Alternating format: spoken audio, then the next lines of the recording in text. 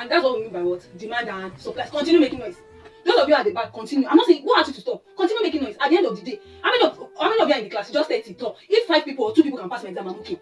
At the end of the day, are you not the one that will lose? You are the one that will lose. I will still collect my salary. So continue making noise. I'm not begging you to stop. Continue. Leave them. So it has opened up several areas of the country to quick and reliable comms. Why are you making noise?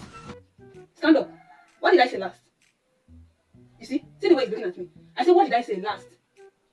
Your mother, is under the sun, toiling and suffering. You are here making noise, wasting your life. I pity you. See, your future is in your hand. And there's a saying that make a while the sun shine. I pity your life for you. I pity you.